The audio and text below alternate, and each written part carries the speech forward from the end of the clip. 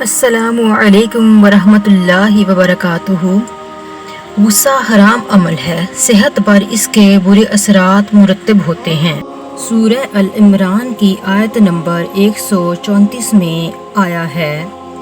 ترجمہ: جو لوگ آسانی میں اور سختی کے موقع پر بھی اللہ کے راستے میں خرچ کرتے ہیں، غصہ پینے والے اور لوگوں سے درگزر کرنے والے ہیں، اللہ تعالیٰ ان نیک کاروں سے محبت کرتا ہے۔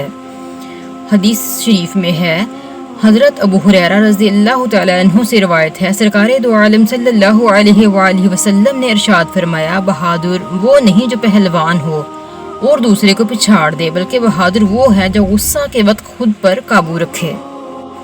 ہماری اگلی حدیث بھی غصہ کے بارے میں ہے۔ حضور اقدس صلی اللہ علیہ وآلہ وسلم نے ارشاد فرمایا، جو شخص اپنی زبان کو محفوظ رکھے گا، اللہ عز و جل اس کی پردہ پوشی فرمائے گا، اور جو اپنے غصے کو روکے گا، قیامت کے دن اللہ تعالیٰ اپنا عذاب اس سے روک دے گا، اور جو اللہ عز و جل سے عذر کرے گا، اللہ عز و جل اس کے عذر کو قبول فرمائے گا۔ تاجدار مدینہ صلی اللہ علیہ وآلہ وسلم نے ارشاد فرمایا، اللہ تعالیٰ کی خوشنودی کے لیے بندے نے غصے کا گھونٹ پیا، اس سے بڑھ کر اللہ عز و جل کے نزدیک کوئی گھونٹ نہیں۔